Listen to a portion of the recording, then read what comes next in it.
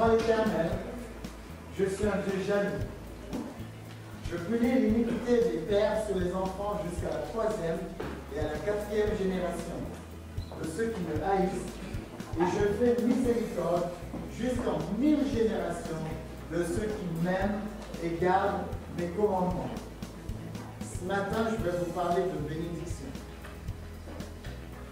J'ai vécu dans une famille qui ne connaissait pas beaucoup le Seigneur. Nous étions 11 et petit à petit, nous avons grandi en vivant un peu comme monde nous semblait. Mais nous nous sommes rendus compte d'une chose, c'est que nous allions de catastrophe en catastrophe. Il y en a qui ont pris conscience, il y en a qui n'ont pas pris conscience.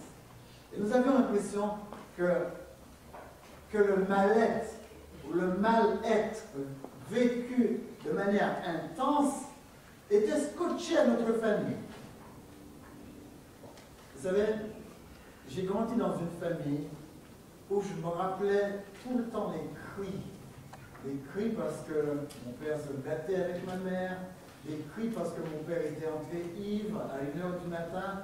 Et vous savez comment ça se passe quand ceux qui boivent entrent à 1h du matin, ils réveillent tout le monde. Et non seulement ils vous réveillent, vous risquez d'avoir une douche froide, ce qui m'arrivait souvent. Il fallait se réveiller à n'importe quelle heure de la nuit, à n'importe quelle heure de la journée, pour faire des choses vraiment misérables. Eh bien, j'ai été élevé dans cette ambiance. Et quand je regarde cette ambiance quelques années plus tard, je pourrais dire, sans sourciller, on avait quand même une belle malédiction. Vous savez que ce que je dis n'est pas anti-biblique? Vous lisez ça dans Deutéronome 28. Quand vous êtes sous la malédiction, il y a des choses qui vous arrivent qui n'arrivent pas aux autres. D'accord? On va juste le survoler rapidement, vous pouvez le lire à la maison. Deutéronome, chapitre 28. Regardez ce qu'il est dit, la malédiction. Si tu n'obéis pas à la voix de l'Éternel, au verset 15, ton Dieu, si tu n'observes pas et ne mets pas en pratique tous ses commandements et toutes ces lois que je te prescris aujourd'hui, voici toutes les malédictions qui viendront sur toi et qui seront ton partage. Je ne vais pas tous les lire, mais je vous ai nommé quelques-uns. Tu seras maudit dans la ville et seras maudit dans les champs. Être maudit, c'est un sujet de malheur. Je vous explique. C'est-à-dire qu'il y aura des mots qui vont vous être attachés. Et même dans une conversation, vous communiquez avec quelqu'un. Vous savez, moi, quand je communique avec Philippe, je lui dis bonjour Philippe. Il me dit bonjour. Là, on se heurte. Mais là, il y a un bon heure. Ça s'appelle le bonheur. D'accord? Mais si Philippe me répond, tu as vu la tête que tu as? Là, il y a un malheur. Vous comprenez? On s'est heurté, mais ça se passe mal. Eh bien, la malédiction vient du fait que les choses vous tomberont dessus et ça tournera toujours de travers. Et si vous regardez le passage, c'est un peu ça le malheur. Il dit, tu seras maudit à ton arrivée, tu seras maudit à ton départ. L'Éternel enverra contre toi le trouble et la menace. Je ne sais pas si vous vous rendez compte. C'est-à-dire que l'Éternel se détourne tellement de nous que les choses nous troublent. On est tout le temps en émoi. Les choses se passent mal. On a l'impression que tout ce qu'on fait ne réussit pas. Il dit, même la maladie s'accrochera à vous. Verset 21. Verset 22, il dit, la fièvre, l'inflammation, tout ça ne vient pas de Dieu. Vous comprenez? Il dit, même en ce qui vous concerne, il dit, même vos ennemis vous battront. Verset 25. Je prends le verset 27. Même des ulcères vous toucheront, des hémorroïdes. On dit que même, vous serez comme un aveugle dans l'obscurité. Ça signifie que vous aurez du mal. Vous aurez du mal à toucher. Vous vous rendez compte, aveugle et encore dans l'obscurité. 2 fois aveugle. Regardez verset 30. Même si vous avez une fiancée, quelqu'un d'autre va la piquer. Vous vous rendez compte, c'est dur ça. Dites, ah ouais, ce coup-ci, je suis vraiment mal barré. Vous voyez ce que c'est que la malédiction? La malédiction, vous êtes toujours mal lotis. Eh bien, les amis, je vais vous donner un secret ce matin pour sortir de là. Parce qu'il dit, il y a une génération de ceux qui m'aiment et qui gardent mes commandements. Et cette génération peut créer une lignée extraordinaire de bénédiction. Vous y êtes? On y va ce matin, je vais vous montrer comment faire. Quand vous allez sortir d'ici, vous allez créer votre propre lignée. Moi, j'ai créé ma propre lignée. Je dis à mes enfants, vous êtes dans une lignée bénie. Et je vais vous montrer que cette phrase qui fait miséricorde jusqu'en 1000 générations, c'est une réalité. J'entends un petit amen seulement. Amen. On y va? D'accord. Personne ne vit pour lui-même. Même quand vous avez eu tous les œufs au chocolat, il faut les partager. La bénédiction commence là. Personne ne vit pour lui-même. Engrangez de la bénédiction. Quand vous commencez la lignée de la bénédiction, faites comme moi. Vous savez pourquoi je me réveille tous les matins pour méditer? Ce n'est pas seulement pour moi. Je suis en train d'engranger de la bénédiction pour mes enfants. Trop fort, ça. Si vous n'avez pas de motivation pour faire le culte le matin, eh bien, ne pensez plus à vous. Ne dites pas, je vais faire la méditation parce que je vais avoir de la réussite. Dites plutôt, je vais faire ma méditation pour que mes enfants aient une réussite. Vous voyez comment ça marche? Ne pensez plus à vous. Pensez aux autres et donnez-vous les bons leitmotifs. D'accord?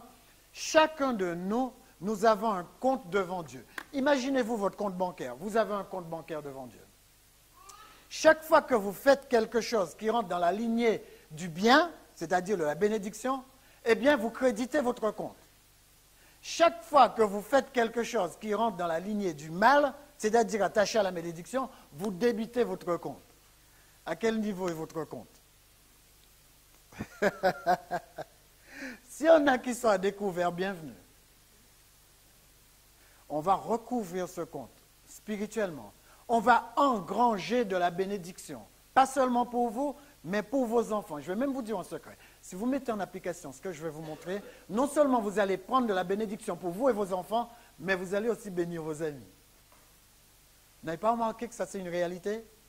Vous bénirez vos amis. Vous bénirez les gens qui sont autour de vous, à tel point que vous deviendrez un point culminant de la bénédiction. C'est pas beau ça? Changeons de vie et changeons d'engrenage. Regardons à quel point nous pouvons partager. Partager n'est pas seulement donner des choses. Partager, c'est surtout apprendre à acquérir les choses. Vous avez vu la différence? Je ne donne pas des poissons aux gens, mais je vais plutôt apprendre aux gens comment pêcher. C'est là qu'est la bénédiction. Apprenez aux gens à faire les choses et à les répéter. Je suis content quand la semaine commence parce que je passe de groupe en groupe et je vois à quel point les groupes sont dynamiques et que les groupes grandissent. J'étais étonné, j'étais arrivé à Ivry il y a quoi, 2 semaines? À Ivry, dans le groupe d'Ivry, il y a 2 semaines. D'habitude, nous étions 5-6, nous étions une douzaine de personnes. Les amis, créez un groupe et bénissez les gens autour de vous et vous vous bénirez. Ensuite, quand vous avez fini de bénir les gens, apprenez à partager. Partagez ce que vous êtes, surtout partagez ce qui vous a rendu comme vous êtes. En le partageant, vous grandissez. Voici, je mets devant vous aujourd'hui la bénédiction et la malédiction. C'est un choix que Dieu demande. Ça signifie que chacun de nous, on a tout ce qu'il faut pour engranger de la bénédiction ou engranger de la malédiction. Ça ne dépend que de nous. Vous voulez avoir de la bénédiction, vous pouvez l'avoir. Vous êtes libre de choisir de l'avoir. Vous voulez avoir de la malédiction, c'est pareil.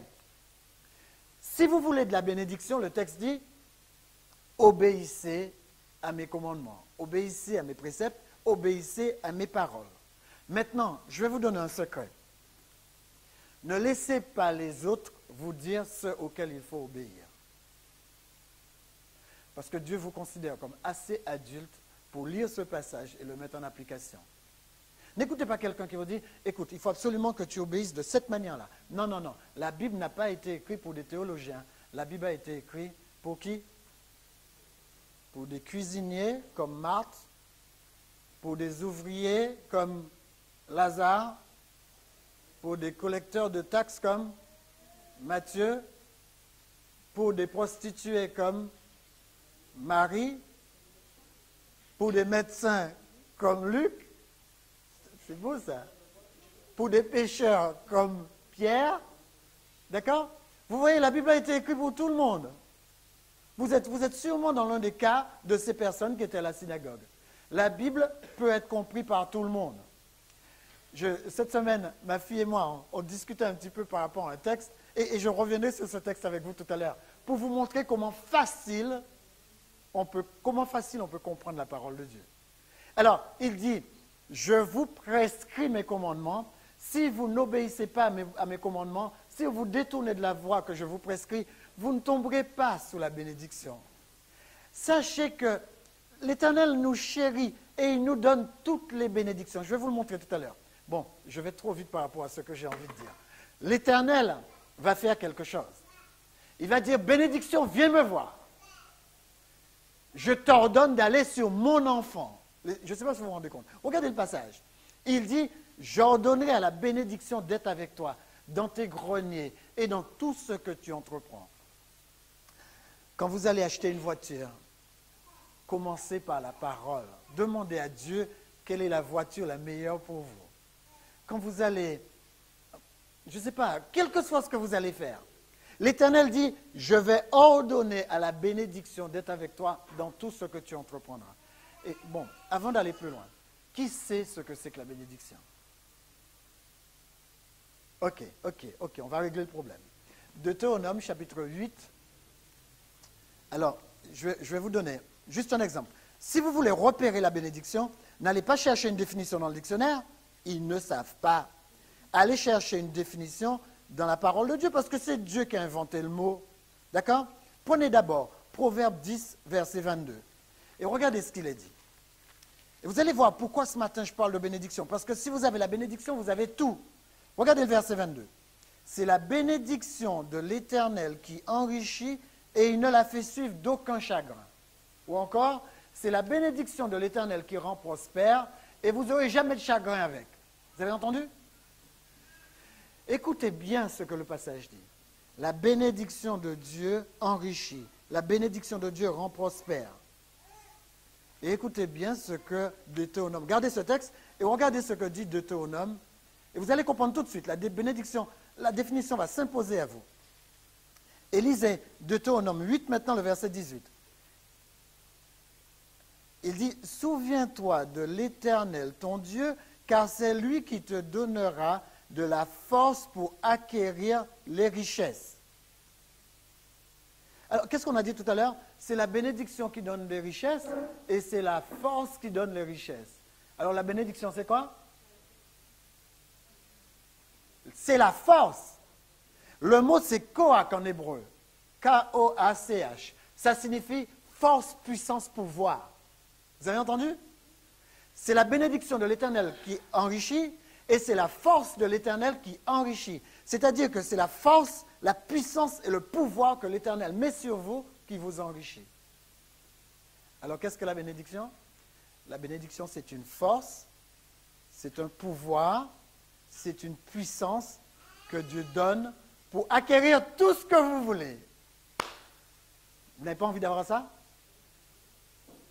Oh là là là là là là là, vous n'avez vraiment pas envie d'avoir ça? Amen.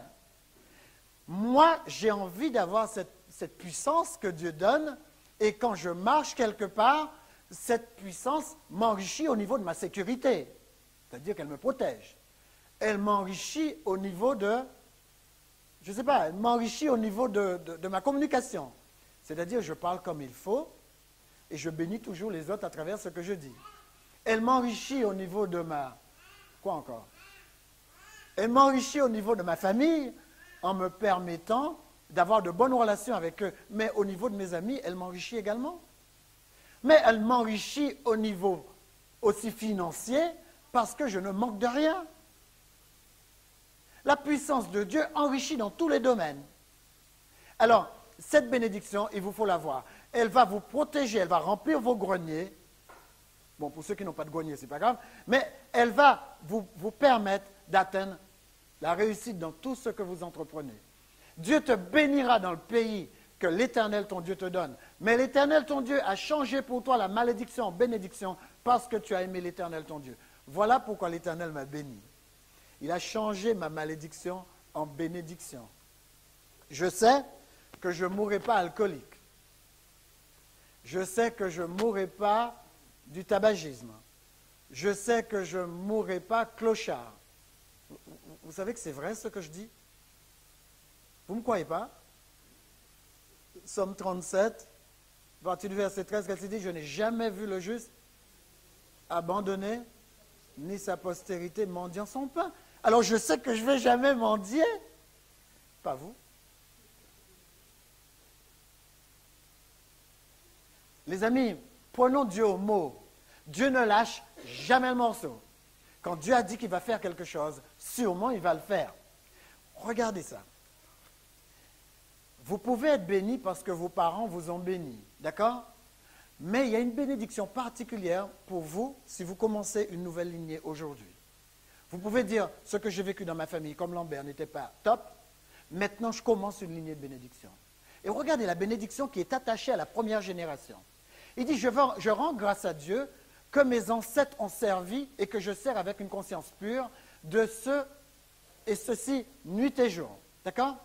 Il dit, je me souviens continuellement de toi dans mes prières, me rappelant tes larmes et désirant te voir afin d'être rempli de joie, gardant le souvenir de la foi sincère qui est en toi, qui habita d'abord dans ton aïeul Loïs et dans ta mère Eunice, et qui, j'en suis persuadé, habite aussi en toi. C'est pourquoi je t'exhorte à ranimer le don de Dieu que tu as reçu par l'imposition des mains, car ce n'est pas un esprit de timidité que Dieu nous a donné, mais un esprit de force, d'amour et de sagesse. Commencez la nouvelle génération. Dites-vous dans votre tête, je ne sais pas ce qui s'est passé avant moi, mais même maintenant, je commence une nouvelle lignée. Parce qu'il y a une bénédiction particulière qui est attachée à ceux qui commencent. Moi, j'ai commencé il y a quelques années avec ma femme une nouvelle lignée de bénédiction. Et mes enfants iront jusqu'en 1000 générations. Vous ne me croyez pas? Il y a une personne qui m'a dit, Lambert, c'est vrai que quand mes enfants étaient tout petits, je me rappelle, Jenny était toute petite, et puis et il y avait les deux garçons à côté, ils me disent, ah mais, pasteur Lambert, ils sont mignons maintenant, mais vous allez voir ce qu'ils vont devenir dans 2-3 ans. Il ne faut pas écouter les gens. Il ne faut pas écouter les gens. Eux, ils sont dans leur lignée, moi je suis dans une autre lignée. 2-3 ans plus tard, mes enfants n'étaient pas plus turbulents que ça, ils étaient comme des enfants, et je n'ai pas vu mes enfants faire des choses extraordinaires. Alors ils m'ont dit, oh mais attends, ils vont être adolescents. Mes enfants sont devenus adolescents, ma fille a 17 ans, je n'ai jamais vécu ce que les ados font vivre à leurs parents. On me dit, mais attends, il va y avoir tes garçons. Mes garçons ont 13 ans et 14 ans, et ce sont les garçons les plus doux. Je leur dis même, il va falloir que vous appreniez à faire un sport de combat. Alors ils m'ont dit, mais Lambert, c'est rien sans... Attends qu'ils aient 21 ans. Les amis, après ils vont me dire, attends qu'ils aient 50 ans. Après ils vont me dire, attends qu'ils aient 75 ans. Moi je vais vous dire quelque chose. Ce qui est arrivé aux autres lignées n'arrivera pas à m'aligner au nom de Jésus. Voilà comment il vous faut fonctionner. Ne laissez pas les gens vous influencer. Vous êtes dans une nouvelle lignée et ça s'appelle la lignée de la bénédiction. Vos enfants reviendront toujours vers vous parce que vous avez foi en eux. Et même s'ils s'égarent, ne dites pas, il est devenu ceci. Dites non, il est formidable, mais il ne le sait pas encore. D'accord? Restez dans la bénédiction du Seigneur. Je vais vous donner quelques exemples maintenant. Louez l'Éternel. Heureux l'homme qui craint l'Éternel, qui trouve un grand plaisir à ses commandements. Sa postérité, regardez ça. Vos enfants vont être puissants sur toute la terre. Les amis, placez vos enfants aux meilleurs endroits. Voilà ce qui vous est destiné. Vos enfants vont être puissants sur toute la terre. La génération des hommes droits sera bénie. Il a dans sa maison bien-être et richesse. Et sa justice subsistera à toujours devant l'Éternel. Regardez la suite. La lumière se lève dans les ténèbres pour les hommes droits, pour celui qui est miséricordieux, compatissant et juste. Heureux l'homme qui exerce la miséricorde et qui prête, qui règle ses actions d'après la justice, car il ne chancelle. Amen. Déjà pour ça, vous pouvez rentrer dans la bénédiction. On peut vous donner tous les cloche-pieds qu'on veut, vous ne chancellerez pas. Et même David dit, 100 fois le juste tombe et il se... Amen. Même jusqu'à 1000 fois, ce n'est pas grave. On se relève. Regardez celui-là. Psaume 35, verset 27. J'étudiais ça cette semaine avec ma fille. Et je dis à ma fille, lis-moi le passage. Elle a lu le passage comme vous venez de le lire. Et je lui dis, chérie, est-ce que tu as compris quelque chose? Je lui pose la même question. Est-ce que vous avez compris quelque chose en lisant ce passage? Pourtant, ce passage est un passage clé dans l'Évangile. OK? Vous avez compris? Alors j'y vais. Je vais voir si vous avez compris. Qu'ils aient de l'allégresse et la joie ceux qui prennent plaisir à mon innocence, dit le Seigneur. Vous avez compris? Oui et oui. Si vous avez compris, vous m'aurez déjà dit. Alors, et qui disent, sans cesse qu'ils disent, exalté soit l'Éternel qui veut la paix de son serviteur. Ça vous parle, ça? Dit Lambert, c'est ça un verset clé? Ma fille a eu la même réaction. Vous voulez voir ce qui est caché dedans? Allez. Quand vous étudiez la Bible, je vais vous donner un secret. Regardez les textes en face. Et quand un texte ne vous parle pas, peut-être qu'il y a une bénédiction cachée dedans. Pas peut-être, c'est sûr. Il y a une bénédiction cachée dedans. Vous allez décortiquer la Bible comme je vous ai déjà appris.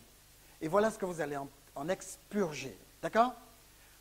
Le mot qui a été traduit par innocence, c'est le mot tzedek. Ça signifie justice, droiture, juste cause. Je relis le texte. Que tous ceux qui soient dans l'allégresse et la joie soient ceux qui prennent plaisir à reconnaître que la cause de Dieu est juste. Vous avez vu la différence? Les amis, quand vous êtes dans votre chambre, dites, Seigneur, je reconnais que ta cause est juste. Et qu'est-ce qu'il a dit? Il a dit que tout de suite, il prend plaisir en vous. Si vous reconnaissez que la cause de Dieu est juste, vivez selon la cause de Dieu. Dieu prendra toujours plaisir en vous. Ils prennent plaisir. Dieu prendra plaisir en vous. Regardez la suite. Il dit que tous ceux-là qui reconnaissent que sa cause est juste, il dit que sans cesse, il répète toujours cette même chose. Et si vous ne l'avez pas traduit, vous ne le comprendrez pas. Ils ont traduit « Exalté soit l'Éternel qui veut la paix de son serviteur ». Vous êtes des serviteurs, vous? Qui est serviteur ici? Heureusement que vous n'avez pas levé les mains. Parce que nous ne sommes pas des serviteurs. Jean 1, verset 12, nous sommes des... Ah, c'est bien, mais dites-le fort. Enfants de Dieu. Les serviteurs, c'est Abraham. C'était des serviteurs à l'époque. Mais quand Jésus est venu, il dit, bien-aimés, vous êtes enfants de Dieu. Ce n'est pas une histoire de la chair et du sang, c'est une histoire de Dieu le Père. Vous êtes enfants de Dieu. D'accord? Vous êtes héritiers de Dieu et co-héritiers de Christ. Vous êtes des enfants. Alors, ça vous permet d'essayer de comprendre la deuxième phrase. Il faut avoir le mot qui va avec. Le mot à paix, c'est le mot shalom. D'accord? Mais vous croyez que shalom signifie seulement paix? Parce que l'Éternel ne va pas vous dire, écoutez, que tous ceux qui m'aiment et en qui je prends plaisir, qu'ils répètent sans cesse, exalté soit l'Éternel qui veut la paix de son serviteur ou la paix de son enfant. D'accord? Voilà le texte. En tout cas, voilà comment ça me parle. Le mot shalom signifie entièreté. Vous savez, en développement personnel, on dit que quand vous êtes complètement équilibré, vous êtes dans votre entièreté. Vous êtes dans votre intégrité. D'accord? Ou encore vous êtes dans votre transparence, comme vous le voulez. Ou dans votre authenticité. Bon, j'arrête. Le deuxième mot, c'est que vous êtes dans votre complétude. Il ne vous manque rien. Je ne sais pas, vous êtes rempli. Regardez la suite. Le mot shalom signifie aussi prospérité, ou paix, ou sécurisé, ou tranquille, ou contentement. Traduisons maintenant. Qu'ils aient de l'allégresse et de la joie, ceux qui prennent plaisir à la juste cause du Seigneur, et que sans cesse, s'ils veulent être bénis, ils répondent, exalté soit l'Éternel, qui veut que je sois prospère, qui veut que je sois entier, qui veut que je sois complet, qui veut que je sois sécurisé, tranquille, et qui veut que je sois toujours content. L'Éternel vous dit de répéter ça tout le temps. Vous n'avez pas remarqué, il dit, vous devez répéter ça sans cesse. Combien d'entre vous le répètent? Et vous savez très bien pourquoi il faut le répéter. Psaume 103, verset 20, qu'est-ce qu'il dit? Que les anges écoutent la voix de sa parole. Qui est-ce qui a la voix? C'est nous. Et c'est pourquoi le texte, il nous dit, sans cesse, dites ça pour que les anges exécutent. Sans cesse, répétez ça pour que les anges exécutent. Moi, je répète ça matin, midi, soir. Hier, quasiment toute la journée. Voilà, je répète, il dit sans cesse, sans vous arrêter, dites, exalté soit l'Éternel qui me permet d'entrer dans ma voiture et de rentrer à la maison sans accident. Exalté soit l'Éternel qui me permet d'être prospère. Exalté soit l'Éternel qui me permet de payer mes factures. Exalté soit l'Éternel qui me permet d'être cool aujourd'hui et pouvoir me plier les jambes. Parce que les anges, qu'est-ce qu'ils font? Quand vous dites ça, les anges viennent régler la voiture pour qu'elle ne tombe pas en panne. Les anges bossent sans cesse. Mais si vous ne le dites pas sans cesse, rien ne se passera. Exalté soit l'Éternel qui me fait réussir mon examen. Dites-le et les anges vont venir bosser à votre place. D'accord? Je ne sais pas moi, quel problème vous pouvez avoir? Moi, je n'en ai pas. Quel problème vous pourrez avoir? Réglez le problème avec cette phrase. L'Éternel dit de le dire sans cesse. On peut avancer, vous avez compris le verset maintenant. Vous avez vu à quel point le verset avait une bénédiction derrière? Regardez cela. Quand vous êtes dans la lignée de la bénédiction, ça ne casse pas. Dieu, il tient toujours parole. Ça ne cassera pas. Regardez ce qui est arrivé. David est entré dans la lignée de la bénédiction. Vous vous rappelez? Il a fait un pacte avec le Seigneur.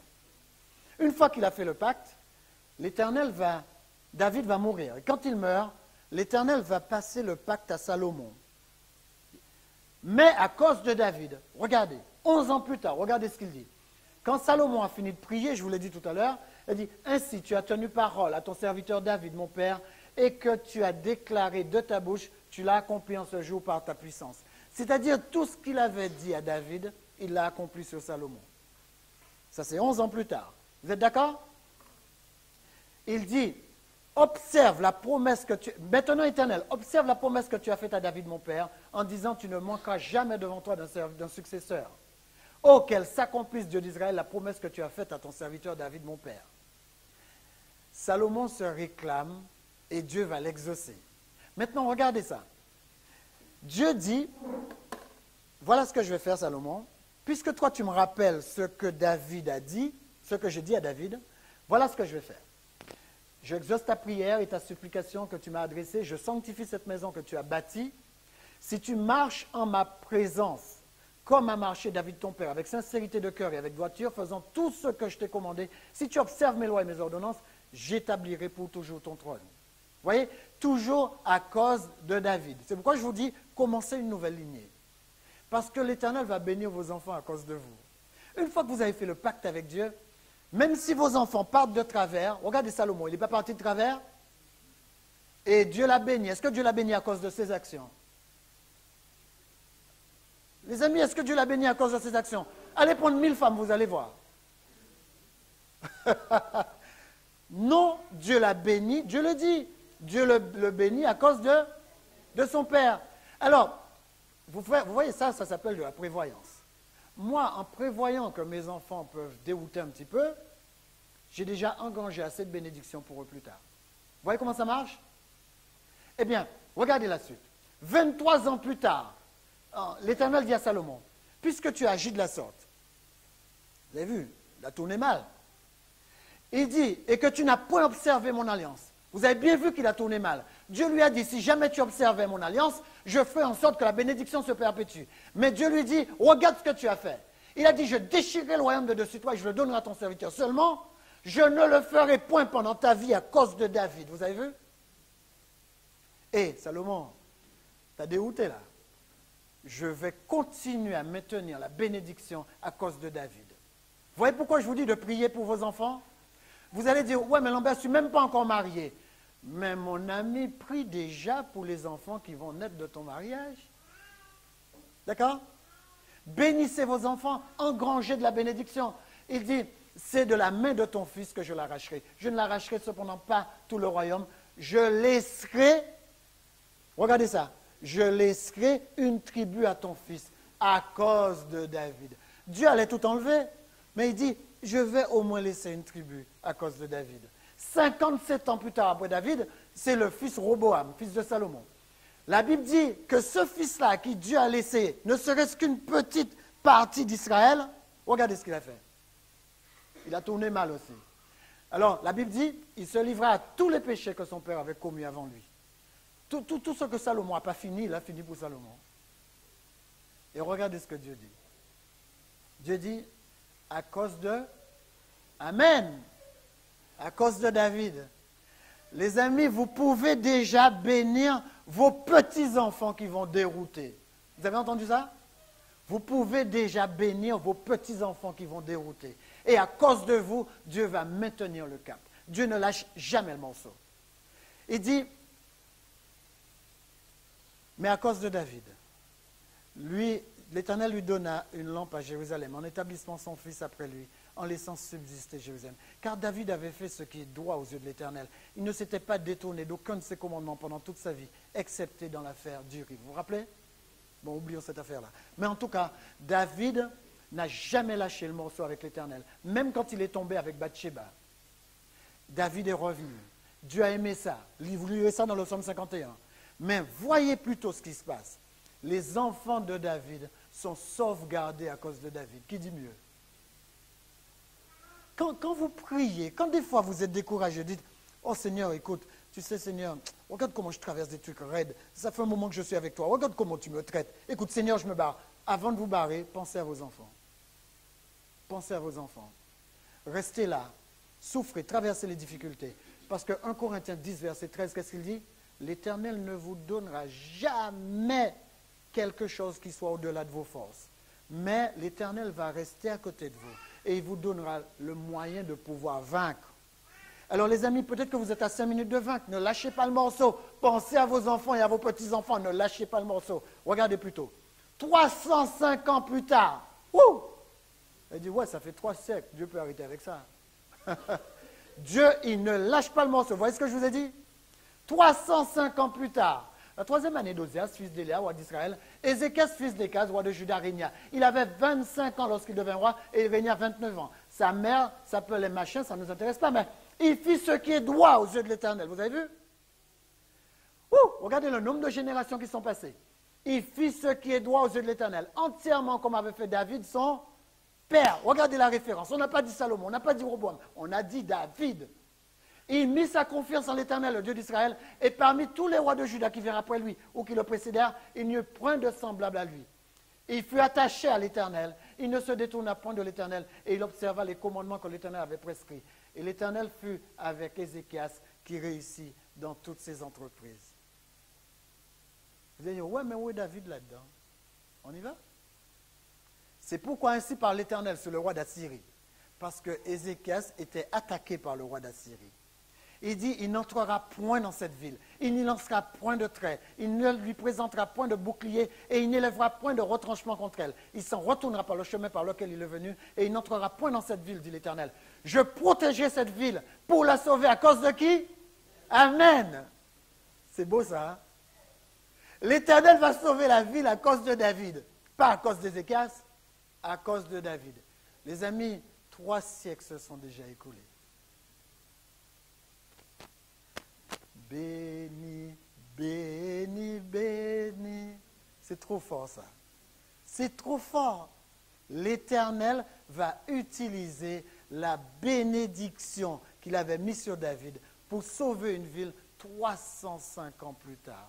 Je trouve ça trop fort. Moi, je suis dépassé. Et on nous dit que cette nuit-là, 185 000 personnes vont tomber à cause de David. 305 ans après la mort de David. C'est pas beau ça? Bon, la mort n'est pas belle, mais je veux dire, regardez le déploiement de puissance que Dieu met en place 305 ans après la mort de David. David est déjà devenu poussière depuis longtemps. Et il continue à bénir ses enfants. C'est trop fort. Moi, c'est vrai que je reconnais que sur le chemin de l'éternité, on a beaucoup de déboires, on a beaucoup de problèmes. Et parfois, l'Éternel s'avance vers nous et il vient nous soutenir. Des fois, on ne le voit pas.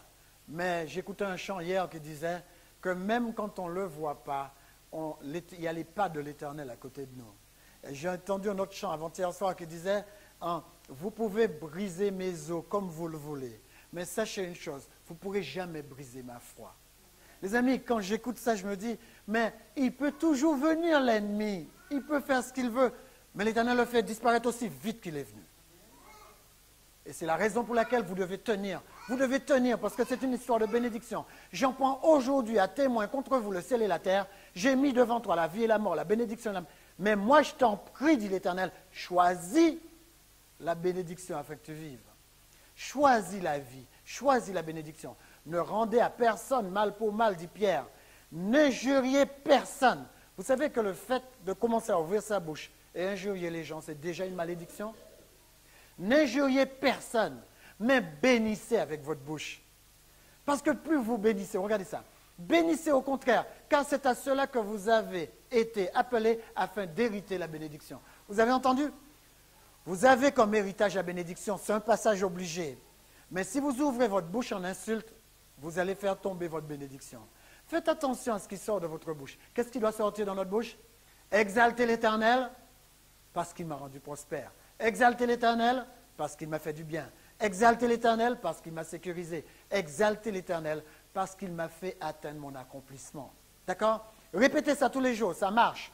Mais dans toutes ces choses, nous sommes plus que vainqueurs, dit Paul, par celui qui nous a aimés, car j'ai l'assurance que ni la mort, ni la vie, ni les anges, ni les dominations, ni les choses présentes, ni les choses à venir, ni les puissances, ni les dominations, ni les profondeurs, ni aucune autre créature ne pourra nous séparer de l'amour de Dieu manifesté en Jésus-Christ. Amen. Christ a été traité comme nous devrions l'être, afin que nous soyons traités comme Christ le mérite. Alors, sachez que ce que Dieu vous donne, vous le méritez, parce que les mérites, vous l'avez eu à la place du Christ. Christ vous a donné tout ce que vous méritez. Alors, allez arracher ce que vous méritez en prenant la bénédiction du Seigneur. Béni soit Dieu, le Père de notre Seigneur Jésus-Christ, qui nous a bénis de toutes sortes de bénédictions. Les amis, qu'est-ce qui vous manque? Regardez ce qui est écrit. Toutes sortes de bénédictions. Qu'est-ce qui vous manque? La Bible nous dit que Dieu, c'est Jéhovah Jireh. Dieu pourvoit dans toutes les circonstances. Il nous dit que l'Éternel, c'est El Shaddai, le Dieu puissant capable de vous sécuriser partout. C'est même votre bouclier. Il nous dit que ce même Dieu, c'est le « je suis » en toutes circonstances. Quel que soit ce que vous voulez, Dieu peut vous le donner. Moi, ce que je vais vous demander maintenant, alors que nous sommes déjà à la fin de la méditation, vous demandez de remettre votre environnement, remettre votre vie entre les mains de Dieu et garder le cap que vous avez déjà pris. Nous allons demander à Dieu que vous puissiez entrer dans cette lignée de bénédiction. Et alors que vous êtes dans la lignée de bénédiction, je vais même demander à Dieu que vous pouvez, quel que soit ce qui vous arrive, si vous êtes déjà dans une lignée de bénédiction, que vous puissiez la perpétuer, parce que vos parents l'ont préparée pour vous. Mais vous qui ne l'êtes pas, on va se mettre ensemble debout aussi. Et on va demander à Dieu de créer, de recréer notre nouvelle lignée de bénédiction.